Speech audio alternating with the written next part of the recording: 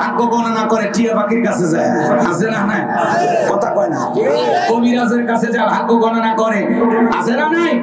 এক কবিরাজ বলে দিছে যে আপনার স্বামীর তো সমস্যা, বালিশের তাবিজ রাখে দিছে পুকুরের ঘাটে, ওই নারিকেল গাছের পিছনে যায় ওখানে শিশিতে ভরে তাবিজ পুঁতে রাখছে। আপনাকে বাদ দিয়ে আরেকটা মেয়ের সাথে আপনার স্বামীর সম্পর্ক আছে। এইটা শুনে মহিলা এমন ঝগড়া লাগছে, মানে স্বামী লঙ্গি খুলবে। এই ঝগড়া লাগছে না লাগছে, স্বামী এখন বলতেছে তো দুইটা পা ধরি, শুধু কবিরাজের ঠিকানাটা দে। এইবার বইয়ের কাছে কবিরাজের ঠিকানা পাইয়া স্বামী চলে গেছে। যা বলতেছে কবিরাজ সাহেব হাত দেখেন। এবার কবিরাজ 1-2 মিনিট হাত দেখতে দেখতে ঠাস করে মারছে কবিরাজের গালে একটা জোরে করে থাপ্পড়। এক থাপ্পড় খায়া কবিরাজ দেখে বলে, বাবা আমারে থাপ্পড় মারলেন, আমার অপরাধ কি? কয় অপরাধ কি জানিস না? আমার বইয়ের সাথে আমার ফেস লাগাই দিয়েছিস, আমার বালিশের নিচে তাবিজ আছে, পুকুরের ঘাটে তাবিজ আছে, আর নিজে যে 2 মিনিট পরে থাপ্পড় খাবি সেই কথা বলতে পারিস না? কথা কয় না কে? এই জন্য কবিরাজের নামে কিছু ভণ্ড আছে না নাই?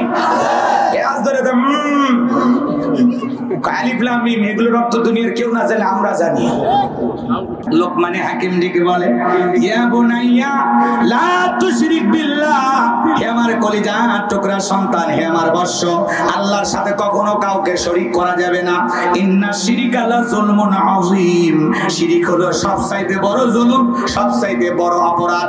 বড় শিরিকগুলোকে শিরিকে আকবর বলা হয়, ছোট শিরিকগুলোকে শিরিকে আসগর বলা হয়। শিরিক হলো মোট 42 প্রকার, এটা ভেঙে আবার 72 প্রকার হয়। বলেন আল্লাহু আকবার। এত কথা বলার সময় আমার হাতে নাই, সংক্ষিপ্ত কথা বলে দেয়া যায় বাজান গো আমার। বাংলাদেশে শিরিক আছে না নাই? বলেন তো এই মাথা নত হবে কার কাছে? আল্লাহর কাছে। যারা মাজারে যায় সিজদা দেয়, পীরের পায়ে যারা সিজদা দেয়, এটা কি শিরিক? কথা বলে না কেন? পীরের পায়ে সিজদা দেওয়া কি শিরিক? নেতার পায়ে সিজদা দেওয়া শিরিক, মাজারে সিজদা দেওয়া শিরিক। আল্লাহ ছাড়া এই মাথা দুনিয়ার কারো কাছে নত করা যাবে? মুসলমানের মাথা মাজারে নয় মসজিদে নত হবে। কথা বলে ঠিক কি না? তাহলে মাজারে সিজদা দেওয়া শিরিক, কথা বলে ঠিক কি না? পীরের পায়ে সিজদা দেওয়া কি? ওই ভণ্ডবীরদের কাছে যায়, শরীরে কাপড় নাই, নাম দিছে ল্যাংটা বাবা, ওই জায়গায় সিজদা দিয়ে কি চান? কথা কও, ওর কিছু আছে শরীরে? ল্যাংটা বাবার কাছে চায় কোনো কিছু লাভ আছে? আল্লাহ আমাদের হেদায়েত দান করুন, জোরে বলুন আমিন। যে পীর মুরিদিন নিয়ে আজকে তেমন কিছু বলবো না, বলতে গেলে আমার লম্বা হবে, ওইদিকে আর যাচ্ছি না, কষ্ট হচ্ছে আপনাদের মনে হয়। সম্মানিত ভাইরা আমার, গভীর মনোযোগ দিয়ে কথাগুলো শুনবেন। তাহলে মাজারে সিজদা দেওয়া কি? জোরে বলেন শিরিক। মাজারে সিজদা দেওয়া, পীরের পায়ে সিজদা দেওয়া, নেতার পায়ে সিজদা দেওয়া। আল্লাহ ছাড়া এই মাথা দুনিয়ার কারো কাছে নত করা যাবে? এরপরে ট্রাকে সেরা স্যান্ডেল ঝুলিয়ে রাখে কেন? কয় দুর্ঘটনা থেকে বাঁচার জন্য। একটা বলেন তো, ভরসা কি সেরা স্যান্ডেলের উপর নাকি আল্লাহর উপর?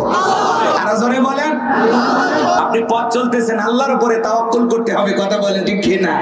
এরপরে বাংলাদেশে দেখবেন ভাগ্য গণনা করে টিয়া পাখির কাছে যায়, আছে না নাই? কথা কয় না। কবিরাজের কাছে যা ভাগ্য গণনা করে, আছে না নাই?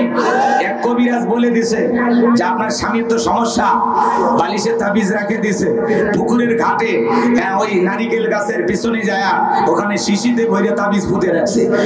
আপনাকে বাদ দিয়ে আরেকটা মেয়ের সাথে আপনার স্বামীর সম্পর্ক আছে। এইটা শুনে মহিলা এমন ঝগড়া লাগছে, মানে স্বামী লঙ্গি খুলবে। এই ঝগড়া লাগছে না লাগছে, স্বামী এখন বলতেছে তো দুইটা পা ধরি, শুধু কবিরাজের ঠিকানাটা দে। এইবার বইয়ের কাছে কবিরাজের ঠিকানা পাইয়া স্বামী চলে গেছে। যা বলতেছে কবিরাজ সাহেব হাত দেখেন। এবার কবিরাজ 1-2 মিনিট হাত দেখতে দেখতে ঠাস করে মারছে কবিরাজের গালে একটা জোরে করে থাপ্পড়। এক থাপ্পড় খায়া কবিরাজ দেখে বলে, বাবা আমারে থাপ্পড় মারলেন, আমার অপরাধ কি? কয় অপরাধ কি জানিস না? আমার বইয়ের সাথে আমার ফেস লাগাই দিয়েছিস, আমার বালিশের নিচে তাবিজ আছে, পুকুরের ঘাটে তাবিজ আছে, আর নিজে যে 2 মিনিট পরে থাপ্পড় খাবি সেই কথা বলতে পারিস না? কথা কয় না কে? এই জন্য কবিরাজের নামে কিছু ভণ্ড আছে না নাই? এগুলোর অর্থ দুনিয়ার কেউ না জানে, আমরা জানি। গায়েবের এলেমর কাছে ওরে নিয়ে যায় অন্ধকার রুমের ভিতরে, এমন পিটাইবেন, পিটাই বলবেন এটা গায়েবী বার, কারো কাছে বলবি না, বললে ধ্বংস হয়ে যাবে। কথা বলে ঠিক কি না? যারা বলে আমার পীর সব জানে, তোর পীর কসু জানে। খবরদার কোন ভণ্ড পীরের কাছে যাওয়া যাবে। আমরা সত্যবাদীদের সঙ্গী হব। কথা বলে ঠিক কি না? আল্লাহ বোঝার তৌফিক দান করুন, জোরে বলুন আমিন। এরপরে শোনেননি এক আংটিতে সব সমস্যার সমাধান। আপনি কি মামলায় হেরে যাচ্ছেন, বিদেশে যেতে পারছেন না, বিয়ে করতে ভয় পাচ্ছেন, আপনার ব্যবসায় কি বরকত নাই? আসেন শেষ দর্শন আজমেরি জেমস হাউস, লিটন দেওয়ান চিস্তি। কথা কয় দিতে যদি এত ঝামেলা মিটে যায়, নায়ক নায়িকারা পর্যন্ত ইয়াদ করে। কথা কোন ঠিক কিনা? আরে ভাই আংটি দিয়ে যদি এত ঝামেলা মিটে যায়, তাহলে ওর তো আংটি বিক্রি করা লাগতো না। 5 আঙ্গুলে 5টা, এই 5 আঙ্গুলে 5টা, 10টা আংটি ব্যবহার করে বাংলাদেশের 1 নম্বরে ধনী হয়ে যেত। কথা বলেন ঠিক কিনা? মুসলমান এগুলো বিশ্বাস করা যাবে? এরপরে বলে জমজ কলা খেলে জমজ বাচ্চা হয় ভালো। জমজ কলা খেলে যদি জমজ বাচ্চা হয়, 2 বারে কষ্ট 1 বারে হলো, মাঝখানে সিজারের টাকাটা বেঁচে গেল। কথা কোন ঠিক কিনা? কত পুরুষ মানুষও তো জমজ কলা খায়, আজ পর্যন্ত কোন পুরুষের বাচ্চা হলো না। হবে কেমনি? মেশিন পত্র তো আল্লাহ দেয় নাই। কথা বলেন ঠিক কিনা? আর জমজ কলা খেলে যদি জমজ বাচ্চা হয়, যে নারীর সন্তান হয় না, বাজারের সব জমজ কলা খাওয়া দেন, এরপরে যদি আল্লাহ 2-1টা দেয়। কথা বলেন ঠিক কিনা?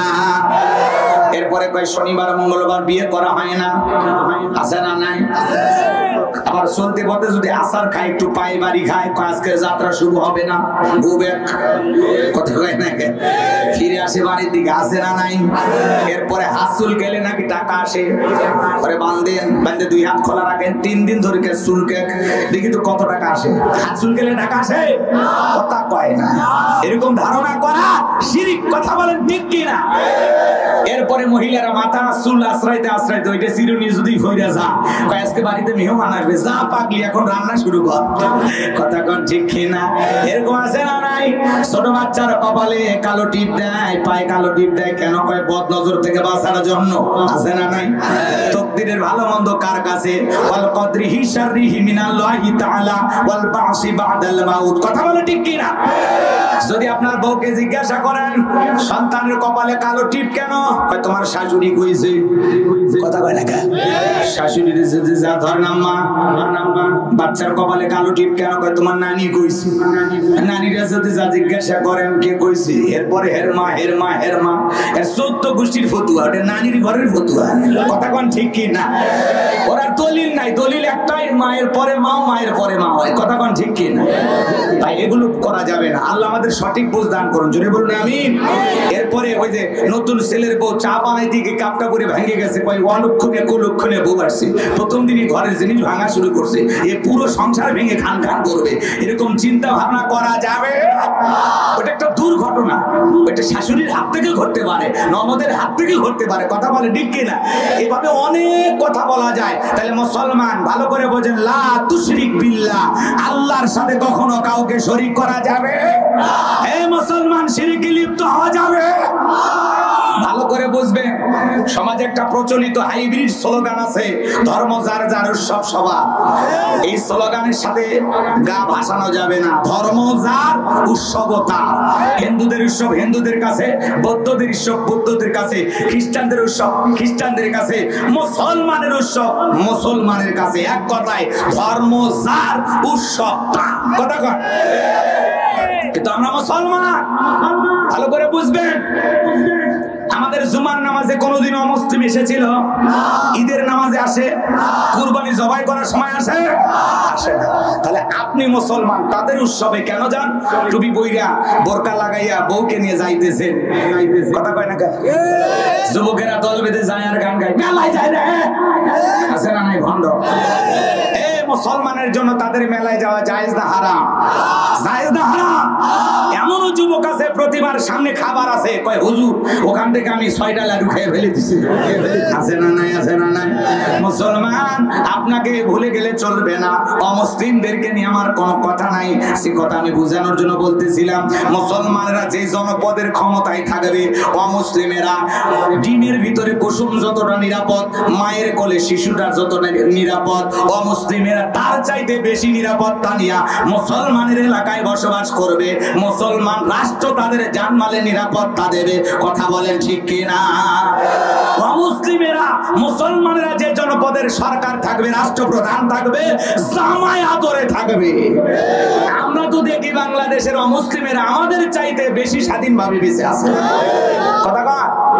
তাদের হরিবাসর 52 দিন 15 দিন 17 দিন করতে গেলে অনুমতি লাগে না, কিন্তু বাংলাদেশের আমরা যখন 2 দিন ভাবি 3 দিন ভাবি তাফসীর মাহফিল করতে চাই অনেক ক্ষেত্রে অনুমতি লাগে। কথা কয় না? তার মানে কি আমাদের চাইতে তারা বেশি ভালো আছে, আর তারা ভালো থাকে এটা নিয়ে আমাদের কোনো আপত্তি নাই। তাদের যখন উৎসব আসবে মুসলমানেরা নিরাপত্তা দেবে, নিরাপত্তার দায়িত্বে যারা থাকবে তারা শুধু থাকবে, তো আপনি ঢালাও ভাবে যাইতে পারবেন না। বহু বাচ্চা 14 গোষ্ঠী নিয়ে মেলা যাচ্ছেন, আর হুজুর এতই বলে ভাই যাই না ভাই এখানে যাওয়া হারাম, তখন বলে একদিন গেলে কি আমি হিন্দু হয়ে গেলাম। এই ঠেটারে কে ঠিক করবে গো?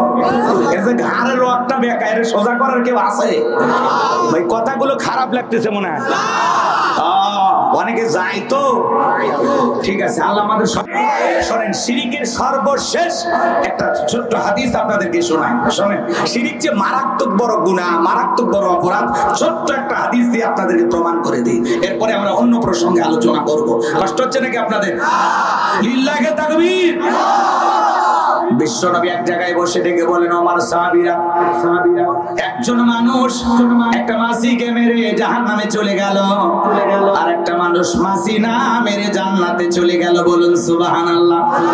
সাহাবায়ে কেরাম জিজ্ঞাসা করেন, কাইফা ইয়া রাসূলুল্লাহ, নবী গো এটা কেমন কথা, কিভাবে সম্ভব? ঘটনাটা যদি একটু খুলে বলেন আমরা বুঝতে পারতাম। বিশ্বনবী ডেকে বলেন, আমার সাহাবীরা শোনো, এক দেশে এক জালেম বাদশা ছিল। ওই জালেম বাদশা রাস্তার মোড়ে মোড়ে প্রতিমা বানায় রাখছে, মূর্তি বানায় রাখছে। ওই দেশের জালেম বাদশার নিয়ম হলো যত মানুষ ওই রাস্তা দিয়ে হেঁটে যাবে প্রতিমার নামে কিছু না কিছু দিয়েই যাওয়া লাগবে। একজন ইমানদার ওই দিকটা হেঁটে যায়, ইমানদার হেঁটে যাওয়ার পথে তাকায় দেখেন প্রতিমা পাহারা দেওয়ার জন্য বাদশার লোকেরা দাঁড়িয়ে আছে। দেখে বলে, ইমানদার এদিকে শোনো, প্রতিমার নামে কিছু দিয়ে যাও। ইমানদার আল্লাহর বান্দা ডেকে বলে, আমার কাছে কিছুই নাই। ডেকে বলে, শোনো কিছু না কিছু তো দেওয়াই লাগবে। বলে, ভাই দেবার মতো আমার কাছে কিছুই নাই। এইবার জালেম বাদশার লোকেরা ডেকে বলে, শোনো ওই যে প্রতিমার নাকের ঢোকায় মাছি ভরে আছে, ওখান থেকে একটা মাছি মেরে প্রতিমার নামে তারপরে এখান থেকে চলে যাও। ইমানদার চিন্তা করে, একটা মাছি মারলে কি আমার একটা অপরাধ হবে? এই কথা ভেবে সে একটা মাছি মেরে নিরাপদে চলে গেল। কিছুদিন পর আর একজন ইমানদার ওই রাস্তা দিয়ে হেঁটে যায়। জালেম বাদশার লোকেরা ডেকে বলে, প্রতিমার নামে কিছু না কিছু দিয়ে যাও। ইমানদার ডেকে বলে, আমি একজন মুসলমান ইমানদার, আমার পক্ষে প্রতিমার নামে কোনো কিছু দেওয়া সম্ভব নয়। বলুন আল্লাহু আকবার। বাদশার লোকেরা ডেকে বলে, শোনো প্রতিমার নামে কিছু না কিছু তো দেওয়া লাগবে, না হলে তোমাকে যেতে দেব না। শোনো তোমার সাথে ঝামেলা আমরা করতে চাই না। তোমার মতো একজন ইমানদার কয়েকদিন আগে রাস্তা দিয়ে গেছে, তার একটা সুযোগ দিয়েছিলাম, প্রতিমার নামে একটা মাছি মেরে যাও। আজকে তোমাকে সেই একই সুযোগ দিলাম, প্রতিমার নামে একটা মাছি মেরে নিরাপদে চলে যাও। ইমানদার ডেকে বলে, প্রতিমার নামে কিছু তো দেব না, মাছি মারার মতো সামান্য শিরিক আমি করতে রাজি নাই। বলেন আল্লাহু আকবার। জালেম বাদশার লোকেরা ডেকে বলে, শোনো বাদশার অর্ডার, যদি প্রতিমার নামে কিছু না দাও তোমার দেহ থেকে কাল্লাটা ফেলাই দিব। ইমানদার ডেকে বলে, কাল্লা দিতে রাজি, আল্লাহ দিতে রাজি নাই। আল্লাহু আকবার। কথাগুলো খুব মনোযোগ দিয়ে শোনেন বাজান গো আমার। এইবার জালেম বাদশার লোকেরা একবার দুইবার বলে, ইমানদার ডেকে বলে না। জালেম বাদশার লোকেরা ডেকে বলে, শেষবারের মতো তো বলতেছি, হয় প্রতিমার নামে একটা মাছি মারবা, না হলে এক কোপে দেহ থেকে কাল্লাটা ফেলাই দেব। ইমানদার ডেকে বলে, কাল্লা দিতে রাজি, আল্লাহ দিতে রাজি নাই। এইবার জালেম বাদশার লোকেরা এক কোপে দেহ থেকে মাথাটা ফেলাই দিলেন। আমার নবী ডেকে বলে, যে ব্যক্তি মাছি মেরে চলে গেল, ও মাছি মেরে নিরাপদে যায় নাই, মাছি মেরে শিরিক করে নিজেকে জাহান্নামে নিয়ে গেল।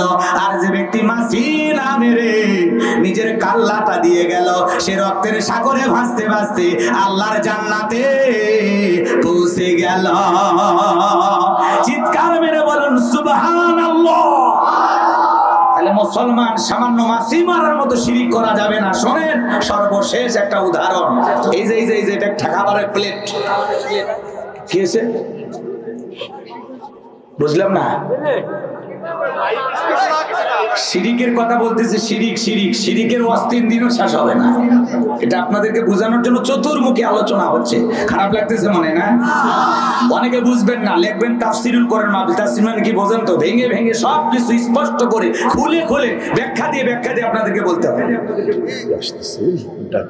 মাহফিল কমিটি। ঠিক আছে, সমস্যা নেই। আচ্ছা ঠিক আছে, ভয় পাচ্ছেন আপনারা? কোনো ভয় নাই, আল্লাহ কবুল করেন, জোরে বলেন আমিন। আচ্ছা এদিকে খেয়াল করেন ভাইরা আমার, সর্বশেষ যে কথাটা বলে যাই, এটা একটা খাবারের প্লেট। আপনার চুয়াডাঙ্গা শহর থেকে আপনার বাড়িতে একটা ভিআইপি গেস্ট আসবে, মেহমান আসবে, মনে করেন তার জন্য আপনি নানান ধরনের খাবারের আইটেম দিয়ে প্লেটটা সাজাইছেন। গরুর গোস, খাসির গোস, হরিণের গোস, মুরগির গোস, কথা বলছেন, নানান ধরনের গোস্ত দিয়া খাবার রেডি করছেন।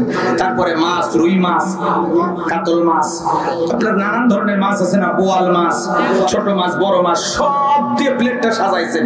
চিন্তা করলেন ছোট ছেলেটাকে খুব ভালোবাসি, ওর সামান্য একটু পায়খানা প্লেটের এক কমাই দিচ্ছেন। ভালো করে বুঝবেন। এইবার মেহমান যিনি আসছেন, গেস্ট, তার সামনে খাবারের পরিচিতি হচ্ছে, ভাই এটা কি, গরু, এটা খাসি, এটা মুরগি, এটা মাছ, অমুক মাছ, তমুক মাছ, ঠিক আছে ভাই, এই যে এটা কি? তখন বলতেছে ভাই সবই দিলাম তো, ছোট বাচ্চাটাকে খুব ভালোবাসি, আর সামান্য একটু পায়খানা দিছি। বলেন তো দুনিয়ার কোনো গেস্ট, কোনো মেহমান ওই প্লেটে যতই দামি খাবার থাক খাবে নাকি? জোরে বলেন না কেন, খাবে নাকি?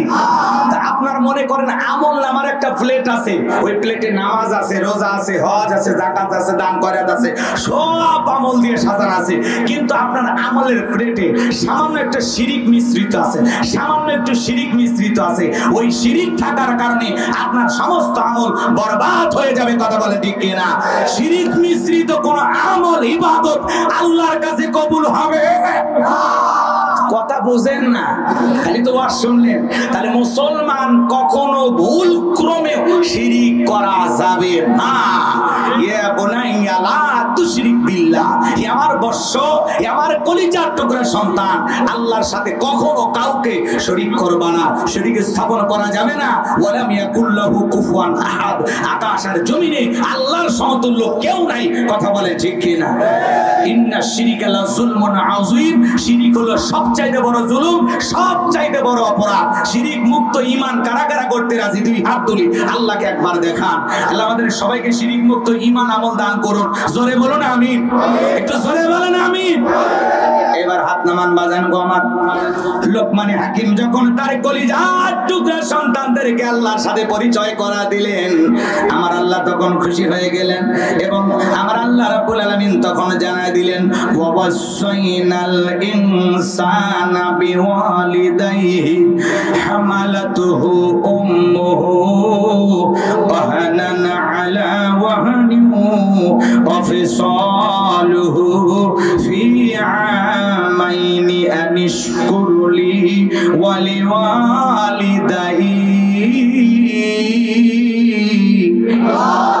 ইলাইয়াল মাসির।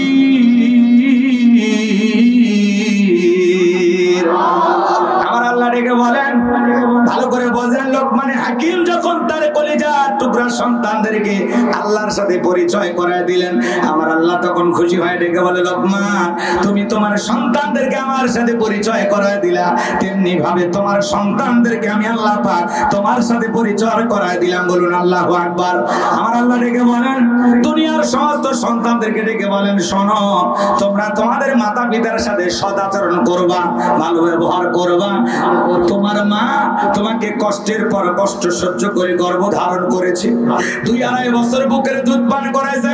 সুতরাং আমার প্রতি এবং তোমাদের মাতা পিতার প্রতি কৃতজ্ঞ হও, আর তোমরা সবাই আমি আল্লাহর দিকে প্রত্যাবর্তন করবা। বলুন আল্লাহু আকবার। ভালো করে বোঝার চেষ্টা করবেন, আল্লাহ তাআলা পিতামাতার খেদমত করার নির্দেশ দিয়েছেন, পিতামাতার সাথে ভালো ব্যবহার করতে হবে। আজকের সমাজের সবচাইতে অবহেলিত বিষয় হলো পিতামাতা। কথা বলেন না কেন? সেই ছেলেটাকে এত বড় করলেন, এত কষ্ট করলেন, বিয়ের 7 দিন যাইতে না যাইতে ও ছেলে আলাদা পাতিলে রান্না করে ভবিষ্যৎ চিন্তায় মগ্ন। কথা কয় না কেন? 2-3 মিনিট বলবো বলে আবার অন্য বিষয়গুলো বলতে হবে, অনেক কথা আছে, অনেক কথা। লিল্লাহি তাকবীর। একটু মনোযোগ দিয়ে শুনবেন বাজান। আল্লাহ তাআলা ডেকে বলেন, তোমরা তোমাদের মাতা পিতার মার সাথে সদাচরণ করো, ভালো ব্যবহার করো। তোমার মা কষ্টের পর কষ্ট সহ্য করে তোমাকে গর্ভ ধারণ করেছে। সন্তান যখন মায়ের পেটে আসে ৩-৪ মাস মা খাইতে পারে না, মার বমি বমি হয়। ৬-৭ মাস যখন অতিবাহিত হয়ে যায়, সন্তানটা যখন মায়ের পেটের ভিতরে আস্তে আস্তে বড় হয়, বাজান গো আমার, ডাক্তারি গবেষণায় বলা হয়েছে মায়ের পেটে সন্তান যেই জায়গাটাতে থাকে ওই জায়গাটা মাত্র 10 ইঞ্চি। সন্তান যখন ৮-৯ মাস যখন হয়ে যায়, সন্তানের পা দুটো যখন বড় হয়, ওই দুইটা পা মায়ের কলিজার সাথে লাগায় দেয়।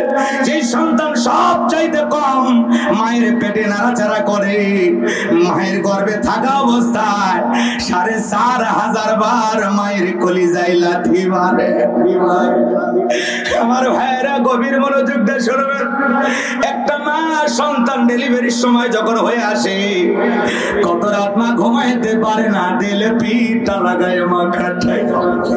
মা ডান কাত হইতে পারে না, আমার পেটটা অনেক বড়, বা মাপ থেকে হইতে পারে না, আমার পেটটা অনেক বড়, মা অনেক কষ্ট পায়। আমার ভাইয়েরা যখন ডেলিভারি করার জন্য বাবার বাড়িতে চলে যাবে, গভীর নিশীথে মা বাবার দুইটা পা জড়াইয়া কান্দে।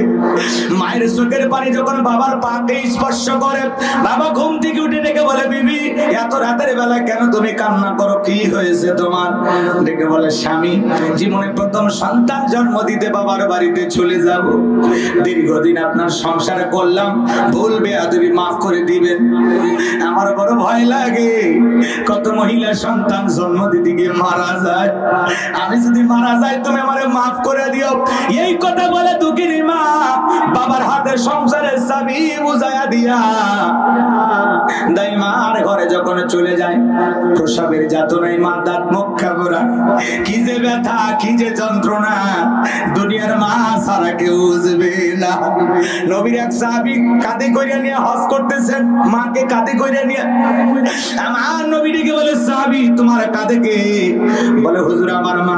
বিশ্ব নবী ডেকে বলে, সাহাবী বড় ভালো কাজ করতেছো, আমি তোমার মাকে শিশুকালে হারাইলাম, জন্মের আগে তো বাবাকে হারিয়েছি, আমার কিসমতে মা বাবার সেবা করার সুযোগ হয় নাই। ও সাহাবী খবরদার, তুমি তোমার মার মনে কোনোদিন কষ্ট দিও না। সাহাবী ডেকে বলেন, হুজুর আমি যে আমার মাকে কাঁধে করে হজ করাইলাম, আমি কি আমার মায়ের হক আদায় করতে পেরেছি? বিশ্বনবী ডেকে বলেন, সাহাবী আল্লাহ যদি তোমাকে কিয়ামত পর্যন্ত হায়াত দেয়, আর তুমি যদি তোমার মাকে কাঁধে করে এমনি ভাবে তওয়াব করো, তোমার মা তোমাকে জন্ম দেওয়ার সময় ডেলিভারির ব্যথায় উহা শব্দ করেছিল, ওই একটা উহা শব্দের হক দুনিয়ার কোনো সন্তান আদায় করতে পারবে না। চিৎকার মেরে বলুন আল্লাহু আকবার। এই জন্য বিশ্বনবী বলেছেন, হুমা জান্নাতুকা ওয়া নারুকা, তোমার পিতা মাতায় তোমার বেহেশত, তোমার পিতা মাতায় তোমার দোজখ। হে যুবক সুন্দরী, বুক পায়ে পাগল হয়ে গেছো, মা বাবাকে দেখতে পারো না। যে সন্তান মা বাবাকে তাড়িয়ে দেয়, মা বাবাকে আলাদা করে দেয়, মা বাবাকে বৃদ্ধাশ্রমে পাঠায় দেয়, ও মা বাবাকে বাড়ি থেকে তাড়ায় দেয় না, মা বাবাকে বৃদ্ধাশ্রমে পাঠায় নাই, নিজের ভাগ্য থেকে জান্নাতটা আলাদা করেছি। কথা বলে ঠিক কি না? ভালো করে বোঝার চেষ্টা করবেন বাজার গো আমার। পিতা মাতা কত বড় নিয়ামত, কত বড় নিয়ামত। আমার রাসূল বলেছেন যে সন্তান মহব্বত আর ভালোবাসার নজরে মাতা পিতার চেহারার দিকে তাকাইবে, আমলনামায় কবুল হজের সওয়াব আল্লাহ লিখে দেবে। যুবক একটা মা সন্তানের জন্য কত কষ্ট করে। আজকে সুন্দরী বউ পেয়ে পাগল হয়ে গেছো। হবিগঞ্জের বাস্তব একটা ঘটনা, একটা ছেলে সরকারি চাকরি করত, বউটা দেখতে বেশি সুন্দর ছিল, এই ছেলেটা ছিল বউ পাগল। কিছু কিছু ছেলে দেখেন না বউ পাগল, বউ যদি বলে দাঁড়ায় পেশাব করো তাই করে, আছে না না? বউয়ের কথায় ওঠে আর বসে। এই ছেলেটা ছিল বউ পাগল, চাকরি থেকে বাড়িতে একটু ছুটিতে আসছে, ডেকে বলে, শোনো তোমার মা সারাদিন গ্যাঙ্গায়, রাতের বেলা চিল্লা চিল্লি করে, তোমার মায়ের চিল্লা চিল্লির কারণে রাতের বেলায় শান্তির ঘুম ঘুমাইতে পারি না। স্বামীটা হলো বউ পাগল, আগেই বলেছি। এইবার যখন বাজানো গো আমার মায়ের ঘরের ভিতরে যা ধমক দিয়ে ডেকে বলে, বাবা মরে গেছে, বেঁচে গেছি, তুই কেন মরিস না? নাউজুবিল্লাহ কোন। মাঝে মাঝে সন্তানরা রাগান্বিত হয়ে মা বাবার মৃত্যু কামনা করে, আছে না না এরকম জাহেল? আছে না নাই? মা বলে তোরা মরতে পারিস না, এই নিমক হারাম, এই গাছটাকে মরতে বলিস? এই গাছ থেকে তোর মতো শাখার জন্ম হয়েছে, এই গাছের কারণে আজকে তুমি দুনিয়ার আলো বাতাস দেখো। আজকে মা বাবাকে ধমক দিয়ে বলো তোমরা মরতে পারো না, এটা কত বড় কপাল পোড়া নাফরমান নিমক হারাম বেঈমান একটা। কথা বলেন না কেন?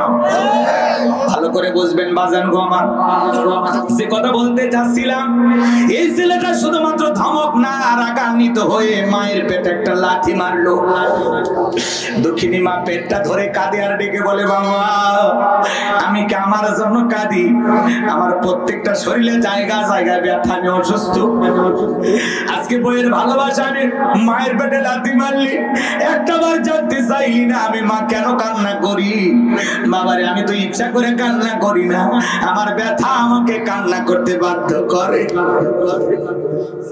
বৃদ্ধ হয়ে গেলে এ যুবক, একটা মা সন্তানকে জন্ম দিতে গিয়ে শরীরের কত ক্যালোরি ক্ষয় হয় তুমি জানো? শেষ বয়সে মা বাবার জয়েন্টে জয়েন্টে কেন ব্যথা, কেন কষ্ট? কারণ তোমার আমার কারণ। তারা যদি সন্তান জন্ম না দিত শরীরের এত ক্ষয়ক্ষতি হইতো না। কথা বলে না কেন? শরীরটা ফিট থাকতো।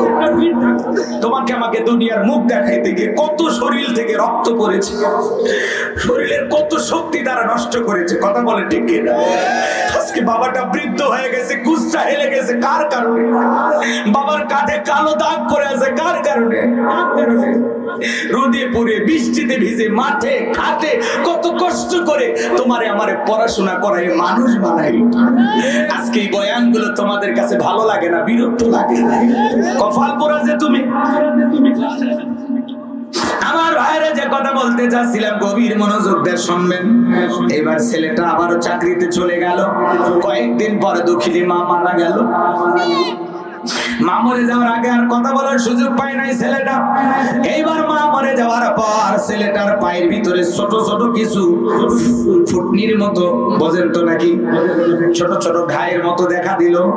আস্তে আস্তে ঘাটা এপা থেকে এপা এভাবে ছুটতে ছুটতে পুরো দেহের ভিতরে ঘা দেখা দিল। ডাক্তার কবিরাজ যতই দেখায় কোনো লাভ হয় না। আস্তে আস্তে শরীরের ভিতরে গোস্তগুলো পচন শুরু হয়ে গেল। দেহটা এত দুর্গন্ধ হতে লাগলো। সুন্দরী বউ ডেকে বলে তোর মতো পচা শরীরওয়ালা স্বামীর দরকার নাই, কারণ এই যুগে সবাই তো রহিমা না। যাই হোক নবীর মতো 18 বছর স্বামীর সেবা করবে। কথা কথা এখনকার মা বোনেরা যে চালাক, কোন স্বামী যদি 6 মাস 1 বছর অসুস্থ থাকে তাই যে রাগারাগি করে, ঔষধ খাওয়ায় আর বলে একটু খায়া উদ্ধার করো তো, মরণের রোগ আছে, মরেও না, মরেও না। স্বামীর ঔষধ খাওয়ায় আবার মরণেরও দোয়া করো, আছে না? নাই। রাগ করেন না, রাগ করেন না, বাস্তবতা। আজকের জামানায় কোন স্বামী যদি অসুস্থ থাকে 8-10 বছর হাসপাতালের বেডে, কোন হুঁশ জ্ঞান নাই। 18 বছর দূরের কথা, 5-7 বছরও যদি অসুস্থ থাকে, ওই স্বামী সুস্থ হয়ে দেখবে ওর বউ আর একজনের বউ, বাচ্চা 3টে হয়ে গেছে। এত ধৈর্য নাই রে ভাই, কথা কয় না।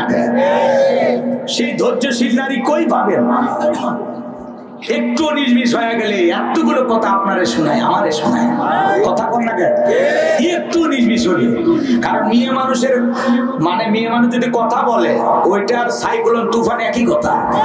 মানে এদের মুখের সামনে দেখবেন ওই সময় পলিথিন 2-1টা ধরবেন, বাতাসে কত চলে যাবে, এত তুফান ওঠে, আছে না? তবে সুয়াডাঙ্গার মা বোনের এরা ভালো, এরা আবার স্বামী ভক্ত বউ, এগুলো সব জান্নাত থেকে ফেলে আসছে। এলাকার মা বোনেরা খুবই ভালো। কষ্ট হচ্ছে আপনাদের মনে হয়? ঘটনাটা কি বলবো? বিরক্ত হচ্ছেন না তো? একটু কথাটা শোনেন, একটা তাকবীর দেন, লিল্লাহি তাকবীর। মনোযোগ দিয়ে শোনেন বাজান গো আমার। এইবার স্ত্রী যখন চলে গেল, দীর্ঘদিন অসুস্থ থাকার কারণে সরকারি চাকরিটাও চলে গেল। এলাকার মানুষ ডেকে বলে বাবা তোমার দিকের ভিতরে যে ভাইরাস, যে রোগ ধরা দিয়েছে, এই রোগ গ্রামের আরো মানুষের হতে পারে, তুমি এখান থেকে চলে যাও।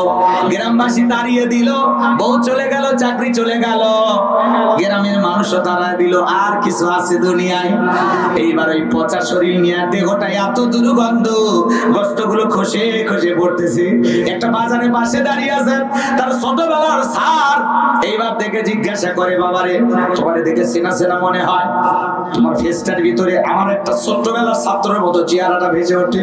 দেখে বলে, স্যার আমি আপনার সেই ভালো ছাত্র, শুনেছিলাম তুমি চাকরি পাইছো, ভালো অবস্থানে আছো, আজকে তোমার এই দুর্গতি কারণটা কি? দেখে বলে, স্যার দুনিয়ার শিক্ষা পাইছিলাম, যার কারণে আমি বেয়াদব হয়ে গেছি, মানুষ হতে পারি নাই। আমি আমার বউকে প্রাধান্য দিতে গিয়া আমার মায়ের পেটে লাথি মারছিলাম, যেই পেটে মা আমারে রাখছিল। স্যার আমি মানুষ দেখতে কিন্তু আসলে ভিতরে আমি একটা বড় মানুষ।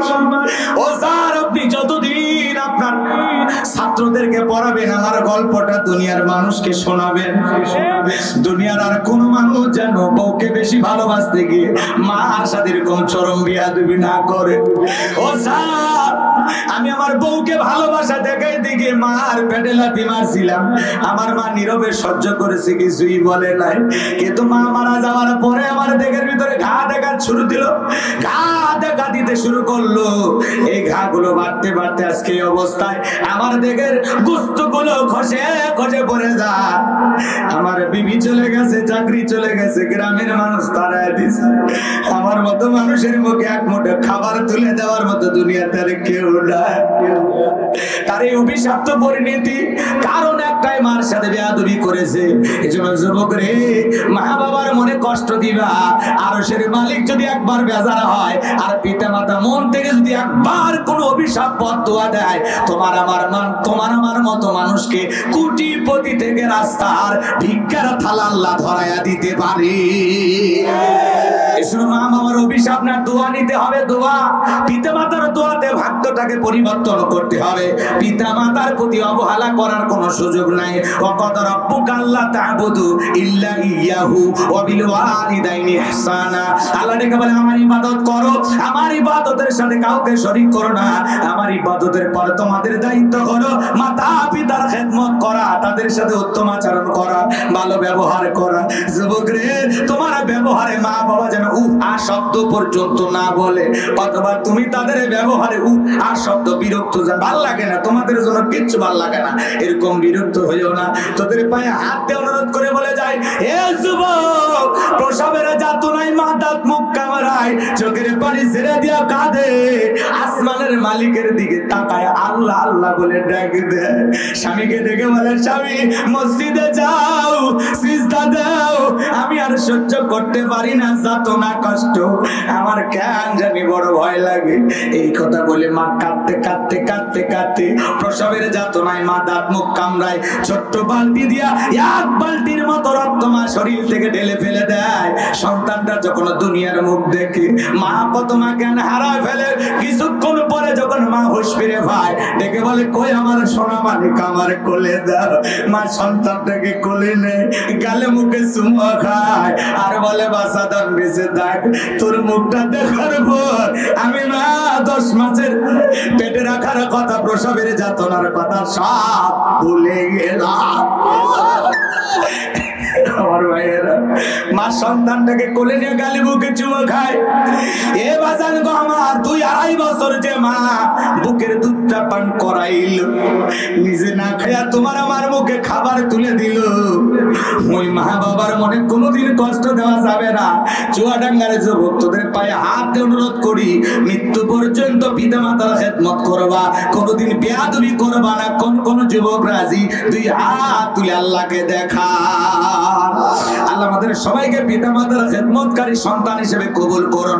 জোরে বলুন আমি, আরো জোরে বলুন আমি। পিতা মাতার খেদমত করবো তো ইনশাআল্লাহ। হাত নামান। পিতা মাতার তুলনা, তাদের মতো নিঃস্বার্থ ভালোবাসা দুনিয়ার আর কেউ দিতে পারবে না। কথা বলে ঠিক কি না? রক্তে ভাসিয়া যাতনাই কাঁদিয়া আনলে মাগো আমায় এই দুনিয়ায়, তোমার ঋণ আমি কি দিয়ে শোধাই মাগো, তোমার ঋণ আমি কি দিয়ে শোধাই। দেখেছি পৃথিবীতে প্রথম তোমার মুখ, পেয়েছি ভালোবাসায় পূর্ণ মায়ের বুক। বলতে পারি না কথা, মা বোঝে আমার ব্যথা, তাই তো রেখেছো মা বুকেতে জড়াই। তোমার তোমার ঋণ আমি কি দিয়ে শোধাই মাগো, তোমার ঋণ আমি কি দিয়ে শোধাই। কখনো গভীর রাতে উঠলে আমি কেঁদে, বুকে মা শক্ত করে রাখতো আমায় বেঁধে। তোমার এই দুধের দাম কে দেবে প্রতিদান, তোমার এই দুধের দাম কে দেবে প্রতিদান। এই দুনিয়ায় মাগো আজ মেলে নাই, তোমার ঋণ আমি কি দিয়ে শোধাই মাগো, তোমার ঋণ আমি কি দিয়ে শোধাই। বিদেশে সন্তানের যদি বিপদ হয়, দুঃখিনী মায়ের অন্তর কভু কান্দা কয়। দূরদেশে সন্তানের যদি বিপদ হয়, দুঃখিনী মায়ের অন্তর আগে কান্দা কয়। কোথায় আছো মাওলাই আমার খুলে দাও দয়ার দুয়ার, কোথায় আছো মাওলাই আমার খুলে দাও দয়ার দুয়ার। আদরের মানিক আমি বুকে ফিরে চাই, তোমার ঋণ আমি কি দিয়ে শোধাই মাগো, তোমার ঋণ আমি কি দিয়ে শোধাই। রক্তে ভাসিয়া যাতনাই কাঁদিয়া আনলে মাগো আমায় এই দুনিয়ায়, তোমার ঋণ আমি কি দিয়ে শোধাই মাগো, তোমার ঋণ আমি কি দিয়ে শোধাই। মারাবা কোন কেউ যদি প্রবাসে মারা যায়, মা কি বলে, আমি আমার ছেলের লাশটা শেষবারের মতো দেখতে চাই। আমার সোনাটা না জানি কত কষ্ট পাইয়া প্রবাসে মারা গেছে। বিবি বলবেন আমার স্বামীর লাশটা চাই, বলবে না, কথা বলে না। এ যুবক, তোদের পায়ে হাত দিয়ে অনুরোধ করে যায়, মৃত্যু পর্যন্ত মা বাবার মনে কষ্ট দিবা না। আজকে তুমি তোমার মা বাবার সাথে যে আচরণ করবা, হুবহু তোমার সন্তান তোমার সাথে একই আচরণ করবে। 2 দিন আগে আর পরে তুমি কি মনে করেছো, তুমি কি মনে করেছো তুমি তোমার মা বাবার সাথে খারাপ ব্যবহার করবা আর বলবে আমার ছেলেকে আমি সেইভাবে মানুষ করব? অত সোজা না। ঘটনা গল্প অনেক করা যায়, ছোট্ট একটি কথা বলি, আমি সামনের দিকে যাব। কষ্ট হচ্ছে আপনাদের? বিরক্ত হয়েছে? শোনেন, মা বাবার মনে কখনো কষ্ট নেই। যুবক, বইয়ের ভালোবাসা বইয়ের কাছে, মায়ের ভালোবাসা মায়ের কাছে। কাউকে বেশি প্রাধান্য দিতে গিয়ে কারো প্রতি অবহেলা করা যাবে না, কথা বলে ঠিক কিনা? আজকের যুবকেরা শ্বশুরের দেওয়া একটা পালসার ডিসকভার পায় পাগল হয়ে যায়, কথা বলে না? ওই যৌতুকের পালসার ডিসকভার পাশার তলে দেওয়ার পাশা গরম হয়ে যায়। শাশুড়ির দরজায় যে ব্রেক করে ডাক দেয় আম্মা। শাশুড়িকে জামা একটা পাইছি, ছোটবেলায় মাদ্রাসায় পড়েছিল, গুন্না মুখস্থ, কথা কোন ঠিক কিনা? শ্বশুরের দেখলে আব্বা কেমন আছেন, আব্বা কোথায় যাচ্ছেন, আব্বা কি খেয়েছেন। শ্বশুর কয় মারাত্মক জামাই, ছোটবেলায় মাদ্রাসায় পড়েছিল, কল কলার সব হরফ মুখস্থ, কথা কোন ঠিক কিনা? বিয়ের পরে একটা পালসার ডিসকভার পাইয়া সামান্য যৌতুক লোভী এই ছেলেটা শ্বশুর শাশুড়িকে ডাকে আব্বা আম্মা, মা বাবা হয়ে যায় বুড়া বুড়ি। তোর কপাল জাতীয়ের গুড়ি, মরার পরে ফেরেশতারা বাইরে ফুটে করবে ঘুরি, জাহান্নামে হবে তোর বসত বাড়ি। অপেক্ষা কর।